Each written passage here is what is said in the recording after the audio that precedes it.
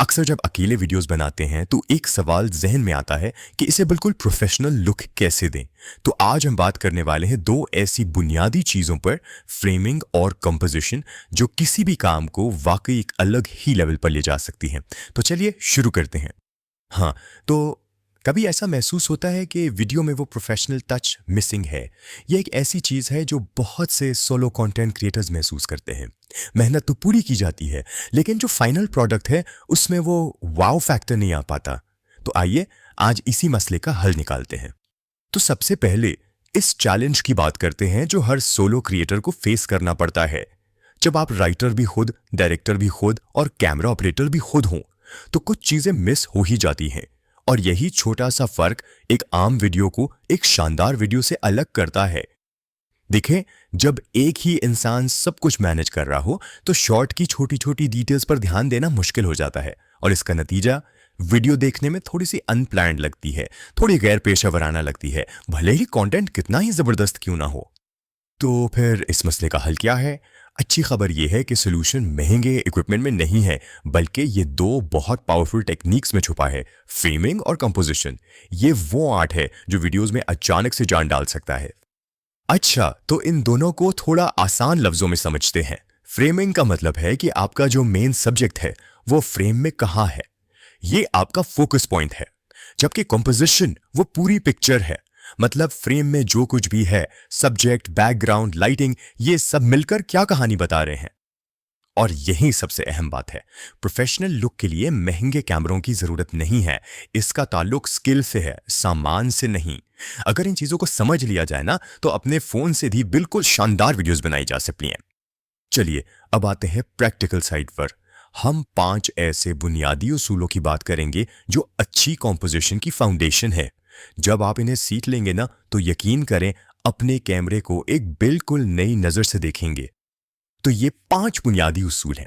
Rule of thirds, फिर आती हैं लीडिंग लाइंस, हेडरूम और लीड रूम, बैलेंस, और आखिर में डेप्थ। चलिए एक एक करके देखते हैं कि ये हैं क्या और इन्हें इस्तेमाल कैसे करना है। रूल ऑफ थर्ड्स शायद सबसे मशहूर उसूल है। इसके पीछे एक साइकोलॉजी है। देखें, जब सब्जेक्ट बिल्कुल सेंटर में होता है ना, तो शॉट थोड़ा स्टैटिक, थोड़ा फॉर्मल सा लगता है। लेकिन जैसे ही उसे साइड पर रखते हैं, शॉट फौरन नेचुरल और इंटरेस्टिंग हो जाता है। इससे देखने वाले की आंख को फ्रेम में घूमने की स्पेस मिलती है और मंजर जिंदा लगने लगता है। लीडिंग लाइंस, हमारा दिमाग ना कुदरती तौर पर लाइंस को फॉलो करता है। तो जब आप अपने शॉट्स में कोई सड़क, दीवार या किसी भी किस्म की लाइन इस्तेमाल करते हैं, तो आप अनजाने में देखने वाले की नज़र को गाइड कर रहे होते हैं सीधा अपने सब्जेक्ट की तरफ। ये शॉट को एक डायरेक्शन, एक मकसद देता है। उसके पीछे भी साइकोलॉजी ही है। सर के ऊपर अगर आराम से थोड़ी सी जगह हो तो एक कंफर्टेबल फीलिंग आती है, जगह कम हो तो शॉट घटा घटा सा लगता है। बिल्कुल इसी तरह सब्जेक्ट जिस तरफ देख रहा है या जा रहा है, उस तरफ थोड़ी एक्स्ट्रा स्पेस छोड़ने से एक मूवमेंट का, एक एंटिसिपेशन का एहसास पैदा होता है। उससे देखने में बेचैनी नहीं होती। हम इंसान कुदरती तौर पर बैलेंस और हार्मनी पसंद करते हैं। अगर आपका सब्जेक्ट फ्रेम की एक साइड पर है, तो दूसरी साइड का खालीपन थोड़ा अजीब लग सकता है। इस खाली जगह को किसी और चीज से, जैसे कोई पौधा या रोशनी से फिल करने पर शॉट मुकम्मल और विजुअली सेटिस्फाइंग लगता है।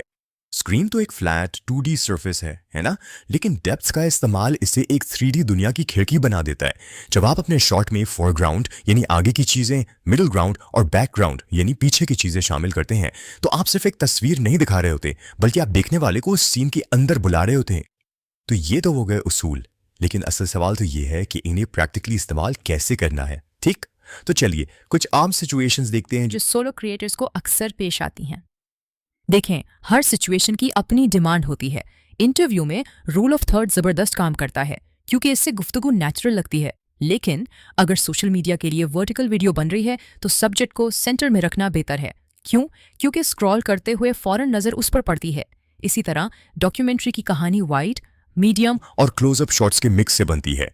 वाइड शॉट से माहौल पता चलता है, मीडियम शॉट कॉन्टेक्स्ट देता है, और क्लोजअप से इमोशंस करीब आते हैं।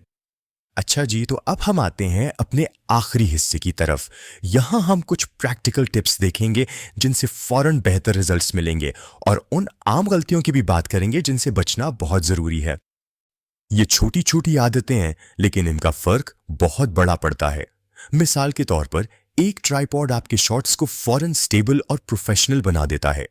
और शूटिंग से पहले बैकग्राउंड में झांक लेना ये बाद में एडिटिंग की कई परेशानियों से बचा सकता है। और इन गलतियों से तो हर हाल में बचना है। एक टेढ़ी होराइजन लाइन हो या सर का ऊपरी हिस्सा कट रहा हो, ये चीजें फौरन वीडियो को इमेच्योरिश दिखाती हैं।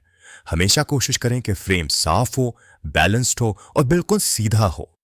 तो आखिर में सारी बात का खुलासा यही है, प्रोफेशनल लुक के लिए महंगा सामान नहीं बल्कि एक अच्छी नजर और प्रैक्टिस चाहिए।